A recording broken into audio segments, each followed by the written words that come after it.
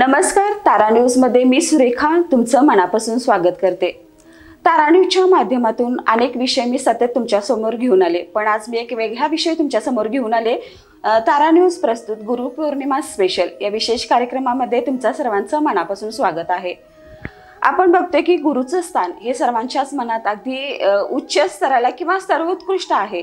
तर अशी याबद्दलच आज आपण माहिती घेणार आहोत। त्यासाठी आपल्याकडे हार्टफुलनेस या आध्यात्मिक संस्थेचे कोल्हापूर विभागीय समन्वयक नितीन भोसले सर आपल्या सोबत आहेत। तर सर नमस्ते, तारा न्यूज मध्ये तुमचं मनापासून स्वागत। तर सर सर्वात प्रथम हार्टफुलनेस याबद्दल काय सांगाल, या संस्थेबद्दल काय सांगाल?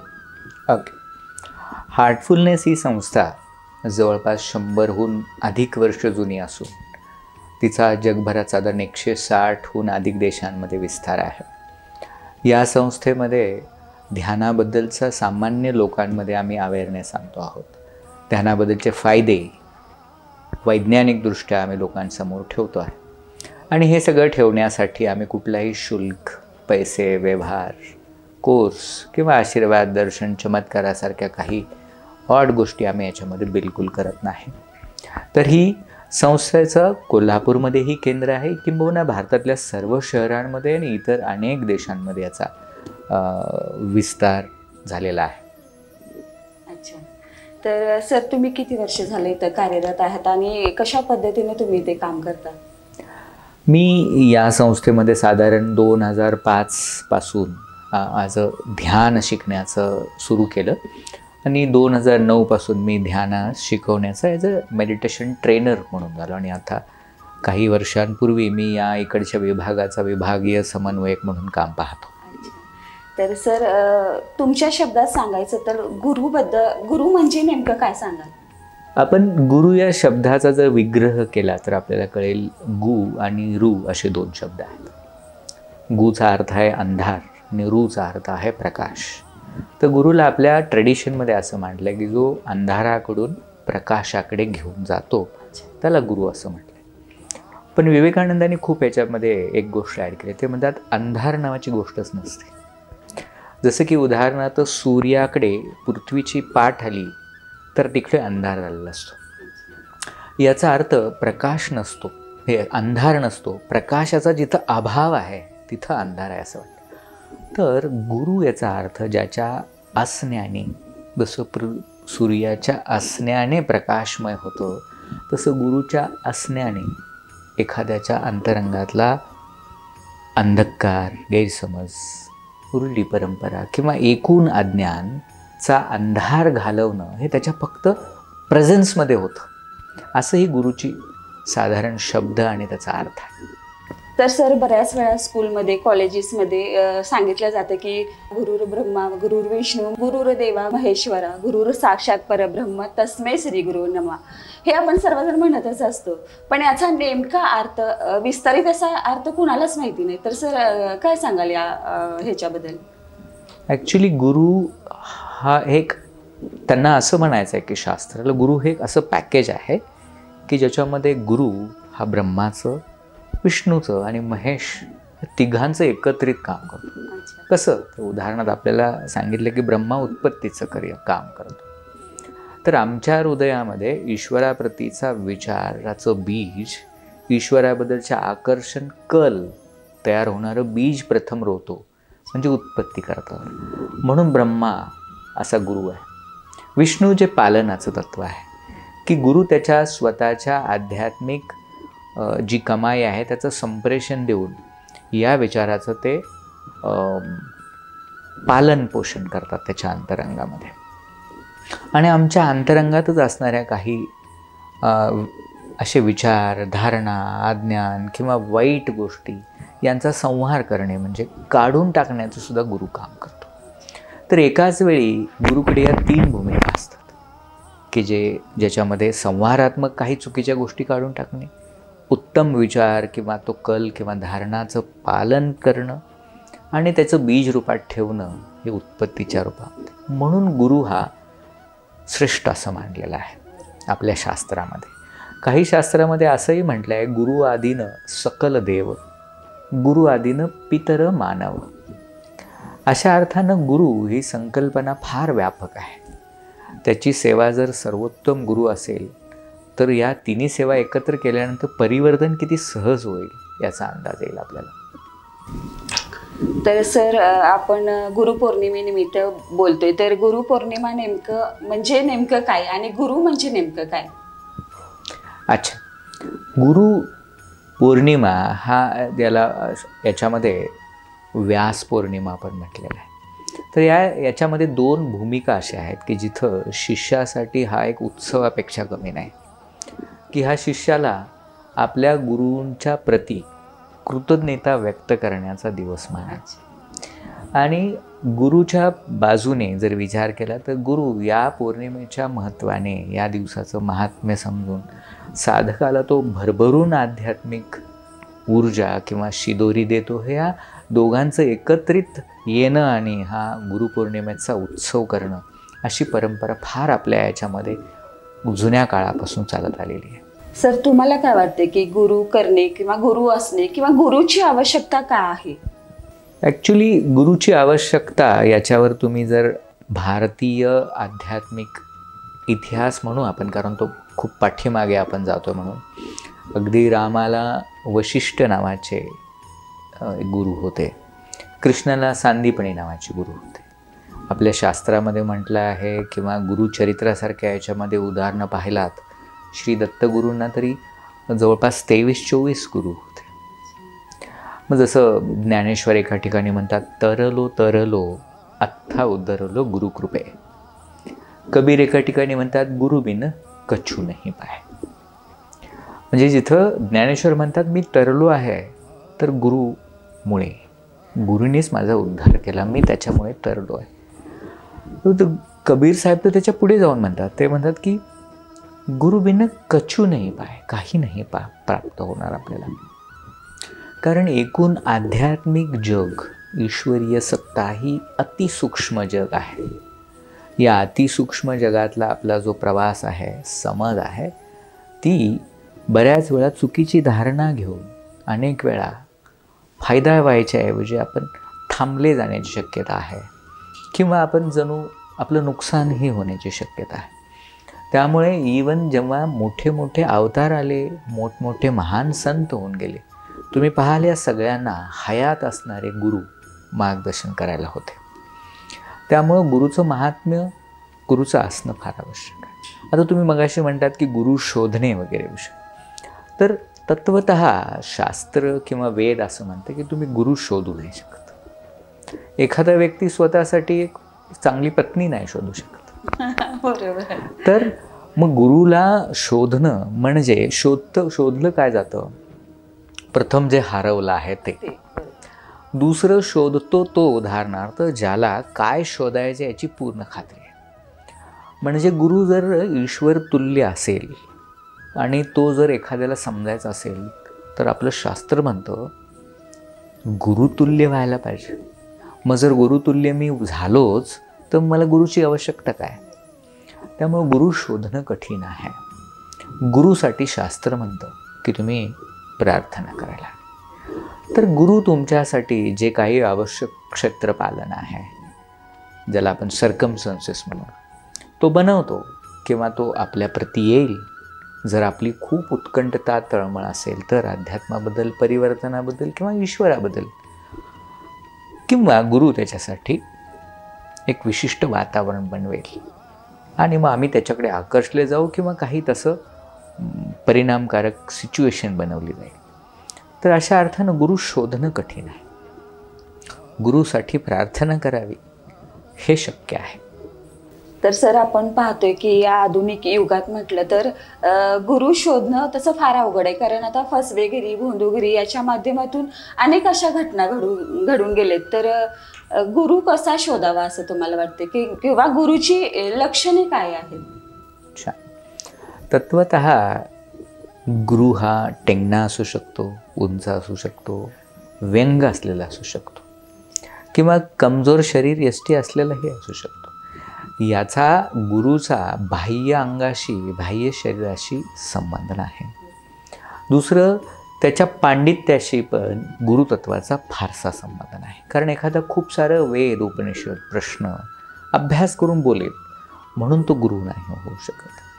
मग एखाद्या सामान्य माणसानं गुरु करावा, शोधावा किंवा ओळखावा कसं, असं जर प्रश्न असेल तर याला सोपा पर्याय असा आहे की जर तुम्हाला समजलं काहीही माध्यमातून एखाद्या व्यक्तीबद्दल, त्याच्या आध्यात्मिक वैशिष्ट्याबद्दल, तर तुम्ही फार एक काम करू शकता. तुम्ही त्याच्या शेजारी जाऊन बसा. त्यालाही काही बोलण्याची गरज नाही आणि तुम्हीही काही विचारण्याची गरज नाही. आणि जर त्याच्या बाजूला बसण्याने जर तुमच्या अंतरंगातल्या तुमच्या वृत्ती स्थिर होत आहेत, मनाची स्थिरता आणि शांतीचा अनुभव येतोय, तर याचा अर्थ शेजारी बसलेली व्यक्ती ही त्याच्या अंतरंगात कमालीची स्थिरता आणि शांती आहे की जी उत्सर्जित होती. आणि त्याची उत्सर्जित झालेली ही स्थिरता, शांती मला अनुभवास यायला लागली आणि माझी वृत्ती, विचार, मन स्थिर व्हायला लागलं, तर आपल्याला प्रथम दर्शनी तर खात्री होईल की सदरची व्यक्ती ही अध्यात्मात काहीशी पोचलेली नक्की आहे. तर सर, तुम्ही आता गुरुची लक्षणे किंवा गुरु कसा ओळखावा हे सांगितलं, पण सर्वोत्तम गुरुची लक्षणे काय आहेत? ॲक्च्युली गुरुचे एकूण भूमिकेमध्ये एखाद्या माणसाला, जसं म्हणतात मनुष्य प्राणी, म्हणजे मनुष्यासारखा दिसतो, 2 पाय आहेत, पण त्याच्यामध्ये प्राण्यांसारखे बरेच गुण किंवा स्थिती आहे. मग गुरुचा रोल काय आहे की त्याच्यामधला प्राणी काढायला हवा, संपवायला हवा, म्हणजे त्याची उत्क्रांती, उन्नती व्हावे की जो मनुष्य प्राण्यापासून मनुष्य लेवलपर्यंत येईल आणि त्या मनुष्यापासून त्याला दिव्य मानवापर्यंत पोचवण्यासाठी हे गुरुचं काम असतं. मग याच्यामध्ये गुरु करतो काय, त्याचं सर्वोत्तमपणा याच्यातून कसा ओळखायचा, तर जसं मगाशी एक छोटं लक्षण सांगितलं. दुसरं याच्यामध्ये भाग आहे की जसं उदाहरणार्थ अर्जुनाने युद्धक्षेत्रावरतीच दोन्हीकडचे शंख फुंकल्यानंतर युद्धास नकार दिला आणि मग तिथून पुढे कृष्णाने अर्जुनाला क्षत्रिय धर्म, कर्तव्य, न्याय अशा अनेक गोष्टी समजावून त्याला युद्धासाठी परत प्रेरित करायचा प्रयत्न केला. पण बऱ्याच वेळा अर्जुनाने कृष्णाला प्रतिप्रश्न केले, जसं की माझ्याच आप्तस्वकीयांना मारून जर गादीवरच बसायचं असेल तर मला हे बरोबर वाटत नाही. किंवा तो परत अर्जुन कृष्णाला म्हणतो की मगाशी तुम्ही बोलता बोलला होतात की धर्माचा पाया करुणा आहे. आता मी या सगळ्यांना मारलं तर करुणेचं काय, मग हा धर्म कसा राहील? हे सगळं जेव्हा प्रतिप्रश्न आणि अर्जुनाची समज ऐकल्यानंतर कृष्णानं तत्वतः गीता सांगायची बंद केली. तर कृष्णानं युद्धक्षेत्रावरतीच अर्जुनाचं मन, अर्जुनाची चेतना, हृदय शुद्ध केलं. कारण अर्जुनाच्या अंतरंगात असलेल्या जुन्या धारणा, मतं, अनुभव किंवा त्यानं जे काही ज्ञान प्राप्त केलं, या सगळ्यांच्या गोळाबेरजेच्या आधारावरती तो कृष्णाचं दिव्य ज्ञान समजून घ्यायचा प्रयत्न करतो की जर आधारच चुकीचा आहे तर कृष्णाचं ज्ञान समजणं शक्य नाही. म्हणून कृष्ण भगवान काय करतात की हा त्याचा आधारच काढून टाकतात, म्हणजे त्याची चेतना, त्याचं मन शुद्ध करतात. शुद्ध झाल्यानंतर अर्जुन हा ग्रहणशील बनतो. त्याच्या अंतरंगात हे दिव्य ज्ञान ग्रहण करण्यासाठी पोकळी तयार होते. तर असं अंतरंगातली शुद्धी आणणारा गुरु असणं आवश्यक आहे. म्हणून तुकारामन एका ठिकाणी म्हटलं होतं की आता तरी आमुचे ह्याची दंडवत, नका करू नाश आयुष्याचा, चित्त आपुले शुद्ध करा. तर चित्तशुद्धी ही खूप महत्त्वाची आहे. कारण ईश्वर अनुभव करायचा असेल तर मी अशुद्ध, स्थूल आणि ईश्वर सूक्ष्म आणि शुद्ध. तर हा अशुद्ध आणि स्थूल या सूक्ष्म आणि शुद्धाला अनुभव नाही शकणार. मग अडथळाच अशुद्धी आहे असा अर्थ होतो. म्हणून आध्यात्मिक जगतामध्ये आंतरिक शुद्धीकरणाशिवाय आध्यात्मिक प्रवासच होऊ शकत नाही. म्हणजे गुरुकडं ही क्षमता हवी की जो आमचं अंतरंग शुद्ध करेल, आमच्या वृत्ती काढून टाकेल. जसं पतंजलीने योग म्हटलंय, चित्तवृत्ती निरोधा, म्हणजे त्याच्या वृत्ती काढून टाका, चित्त स्थिर होईल, योग होईल ईश्वराबरोबर. तर अशा अर्थाने प्रथम लक्षणांमध्ये महत्त्वाचं लक्षण आहे की गुरुकडं ही क्षमता हवी की जो साधकाचं अंतरंग शुद्ध करेल. त्याच्यानंतर अजून एक वैशिष्ट्यपूर्ण गोष्ट, जशी मी परत अर्जुनाच्या गोष्टीला कनेक्ट करतो, तर मग अर्जुनाचं चित्त शुद्ध झालं, अंतरंगात पोकळी तयार केली. मग अर्जुनाला गीता ही कृष्णाने त्याच्या अंतरंगात संप्रेषित केली, ओतली, भरली आहे, की ज्याला प्राणाहुतीचं माध्यम असं म्हणतात. प्राण म्हणजे ईश्वरीय ऊर्जा, आहुती म्हणजे देणे. तर प्राणाहुतीच्या माध्यमातून या ईश्वरीय ऊर्जेचं किंवा ह्या दिव्य ज्ञान अवस्थेचं संप्रेषण केलं गेलं अर्जुनाच्या अंतरंगामध्ये. तर त्याची पूर्वतयारी काय? शुद्धीकरण. आता असा सक्षम गुरु की ज्याच्यामध्ये ईश्वरीय ऊर्जा, प्राण ऊर्जा संप्रेषित करण्याची क्षमता असेल, तर तुम्ही परत एकदा नव्याने मी कनेक्ट करतो. अर्जुनाकडे अशी कुठली आध्यात्मिक बैठक मोठ्या लेवलवर होती? जर असती तर कृष्ण जे काय सांगतात त्याला समजलं असतं. तर ती नव्हती. तर मग आमच्यासारख्या सामान्य प्रश्न आणि मन, अर्जुन जणू आमच्या मनांचंच प्रतिनिधित्व करतं. तर अशा विचार ज्याच्यातून जन्म येतात ते जर काढले, त्यांची बीज, तर मी ऐकण्यास, ग्रहण करण्यास, समजण्यास योग्य बने. तर असं साधकाला तयार करणं अध्यात्मासाठी किंवा ईश्वरीय ऊर्जा ग्रहण करण्यासाठी, आणि त्याहूनही पलीकडे त्याच्यामध्ये प्राणाहुती किंवा योगिक ऊर्जा संप्रेषित करण्याची क्षमता जर गुरुकडे असेल, तर तो एखाद्याचं आध्यात्मिक परिवर्तन करतो, रूपांतरण करतो. दुसऱ्या भाषेत सांगतो मी, जसं एखाद्या मंदिरामध्ये मूर्ती आणल्यानंतर त्याच्यामध्ये प्राण प्रतिष्ठापना केली जाते, प्राणाची प्रतिष्ठापना. मग त्या मूर्तीमध्ये पूर्वी देव नव्हता का? होता. मग परत प्राण प्रतिष्ठापना काय विषय आहे? तर शास्त्र असं म्हणतं की सर्व कणाकणांमध्ये ईश्वर आहे, पण काही ठिकाणी तो सुप्त आहे, निद्रिस्त आहे. तर त्या मूर्तीमध्ये सुद्धा ईश्वर सुप्त आणि निद्रिस्त अवस्थेत आहे. मग अशा त्या मूर्तीमध्ये प्राणाचं प्रतिष्ठापना केली जाते. मग त्या मूर्तीमध्ये जागृत अशी दैवी अवस्था भरल्याने, म्हणजे उदाहरणार्थ दैवी चार्ज त्याच्यामध्ये प्रतिष्ठापित केल्याने जर एखादा व्यक्ती तिथं गेला तर त्या दिव्य चार्जला अनुभव किंवा ग्रहण करू शकतो. मग जर कल्पना करा, एखाद्या दगडाला देव बनवण्याची क्रिया प्राण ऊर्जा किंवा प्राण प्रतिष्ठापना केल्याने जर होत असेल, तर गुरुची भूमिका ॲक्च्युली ही असायला हवी की त्याने साधकाला दिव्य मानव बनवायला पाहिजे. जर दगडाला तो देव बनवू शकतो, तर मानवाला देव बनवण्याची क्षमता त्याच्याकडे असायला हवी. तर या दोन कमालीच्या गोष्टी त्याच्याकडे असणं आवश्यक आहे, म्हणजे आंतरिक शुद्धीकरण आणि त्याच्यानंतर त्याच्यामध्ये ईश्वरीय ऊर्जेचं संप्रेषण. तर हार्टफुलनेस आमच्या या संस्थेमध्ये सुदैवाने आपल्या पद्धतीमध्ये दैनंदिन साधकाला स्वतःचं आंतरिक शुद्धीकरण कसं करायचं शिकवलं जातं. जे खूप जुनं आहे, खोल आहे, असं आंतरिक शुद्धीकरण करण्यासाठी थेट गुरुदेव किंवा त्यांनी काही प्रशिक्षक तयार केले, त्यांच्या माध्यमातून शुद्धी होते. आणि तसेच प्राणाहुती देण्यासाठी सुद्धा प्रशिक्षकांना वाहक म्हणून वापरलं जातं. तर या दोन क्रियेने एखाद्या साधकाला तात्काळ ईश्वरीय अनुभव देता येतो किंवा त्याच्या वृत्तींना, त्याच्या गतीला मनाच्या स्थिर करता येतं. आणि मग आपण जे सामान्यपणे म्हणतो की, का म्हटलं जातं मला माहीत नाही, की एखाद्याला याला ब्रह्मदेव बदलू शकत नाही.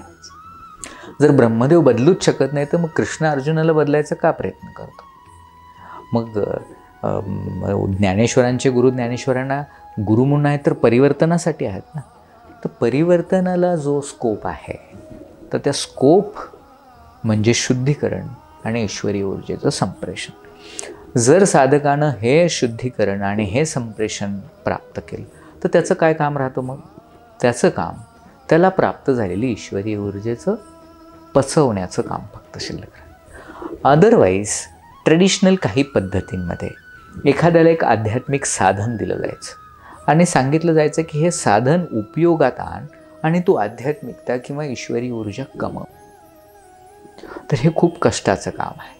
तर गुरु ह्या एकूण त्याच्या ईश्वरीय तहान भुकेला सहज करणारा असायला हवा. ते सहज करण्याचं माध्यम फक्त आणि फक्त आंतरिक शुद्धीकरण आणि थेट ईश्वरी ऊर्जेचं संप्रेषण होऊ शकतं. तर ही जर कमालीची गोष्ट कृष्णानं अर्जुनाबरोबर वापरली नसती तर अर्जुनाचं परिवर्तन शक्य नव्हतं. तर परिवर्तनासाठी आम्हाला हयात गुरु, त्या हयात गुरुकडे शुद्धीकरण आणि प्राणाहुती किंवा ईश्वरीय ऊर्जेचं संप्रेषण देण्याची जर क्षमता असेल तर त्याला सर्वोत्तम गुरु म्हणायला हरकत नाही.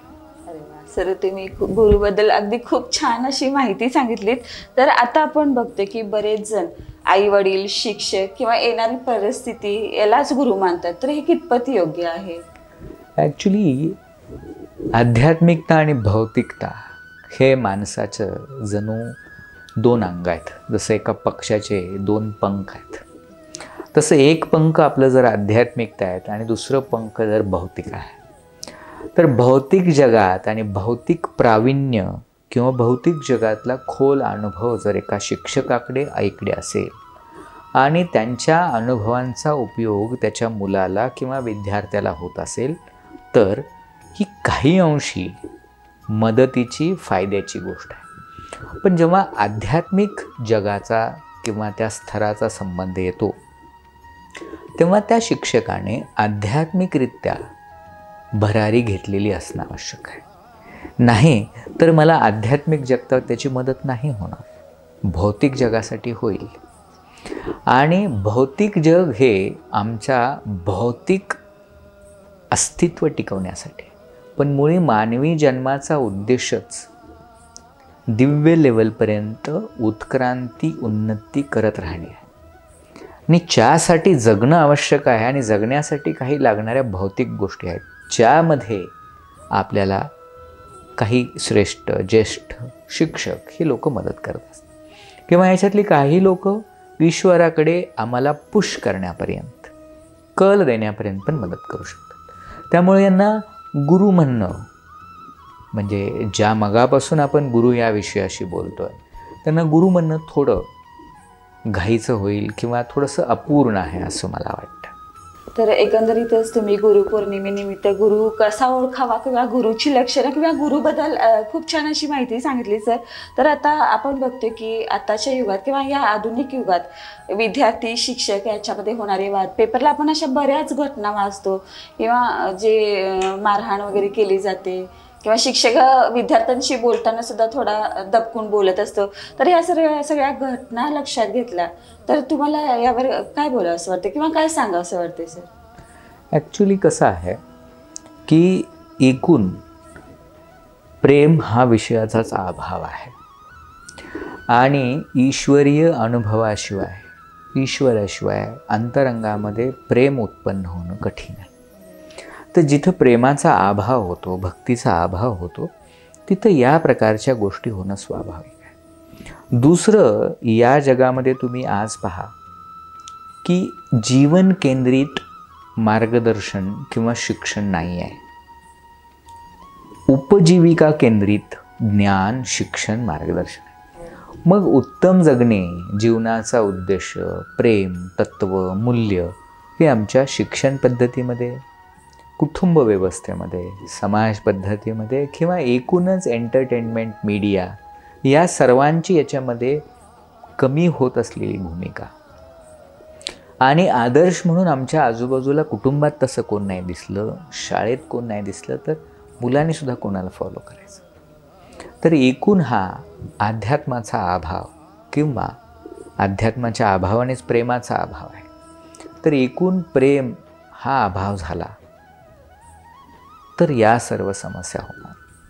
तर आपल्याला सगळ्यांना नव्याने, भले नवीन पिढीला मी असं म्हणेन की तुम्ही एक वैज्ञानिक दृष्टिकोनातून सुद्धा अध्यात्माकडे पाहू शकता. तर आम्हाला अध्यात्म हे समजून घेणं, अनुभवास प्रयत्न करणं हे आत्यंतिक आवश्यक आहे. नाही तर आमचं भटकणं स्वाभाविक आहे, कारण सगळीच व्यवस्थाच जर वस्तू आणि उपभोग उपजीविकामध्ये जर केंद्रित होत असेल तर जीवन सेंटरमध्ये राहणार नाही, मूल्य राहणार नाहीत आणि उत्क्रांती तर अजून दूर राहील. तर सगळ्यांनी ध्यानासारख्या गोष्टी शिकाव्या. भले नव्या पिढीला वाटेल की याच्यामध्ये काय विज्ञान आहे, नक्की विज्ञान आहे. मोठमोठे शास्त्रज्ञ ईश्वराला मानत होते. आमचे तरी सगळे ऋषी ज्यांनी महान महान शोध लावले ते सगळे आध्यात्मिक होते.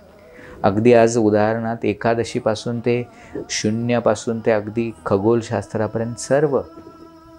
आपल्याकडे गौतम ऋषी जे होऊन गेले त्यांनी यंत्रसंभव असं एक ग्रंथ लिहिला आहे, ज्याच्यामध्ये जवळपास 50हून 500च्या दरम्यान विमानाचे स्केच आहेत. म्हणजे विमानाच्या इंजिन स्केच उडवण्यापर्यंत आहे. आमच्या सुश्रुत आणि वेगवेगळ्या हार्ट सर्जरीपर्यंत, प्लास्टिक सर्जरीपर्यंत मेडिकल सायन्समध्ये उत्क्रांती केली.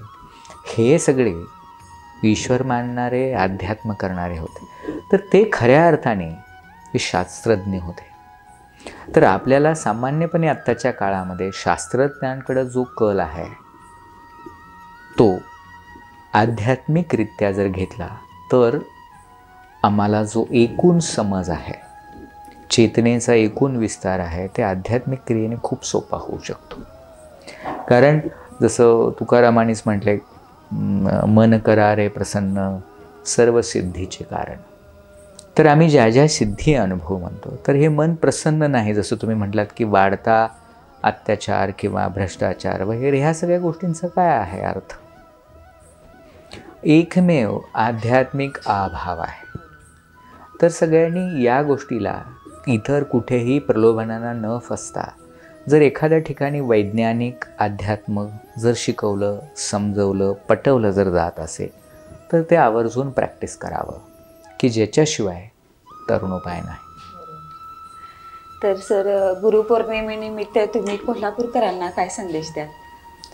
संदेश हाच आहे की जो विवेकानंदांनी घेतला, जो ज्ञानेश्वरांनी मांडला की तरलो तरलो आत्ता उद्धरलो गुरुकृपे.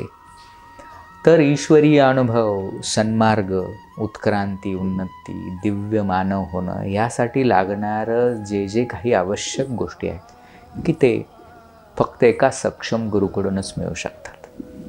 उदाहरणार्थ आमच्याकडे फार मोठ्या विधी होतात. उदाहरणार्थ लग्न करायचं तर मेन्यू कुठं ठेवायचा, व्हेन्यू काय असायला पाहिजे, कपडे कुठे घ्यायचे, खूप शिकवलं जातं. पण उदाहरणार्थ लग्न म्हणजे काय, लग्न या संस्थेचा शिष्टाचार काय, नाही शिकवलं जातं. म्हणजे मी मगापासून जे म्हणतो ना, जीवन केंद्रित विषय संपला आहे. उत्सव म्हणजे सेलिब्रेशन, एंटरटेनमेंट इकडे चाललं. तर याचा अर्थ एंटरटेनमेंट नको आहे असं नव्हे.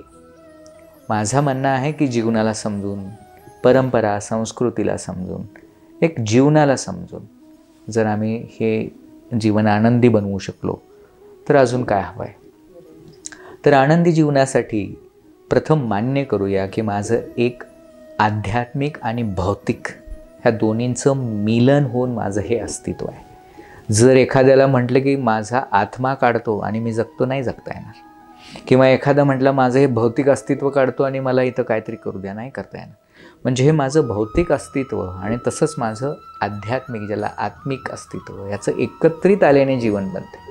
म्हणजे या जीवनाला पूर्ण पाहायला पाहिजे.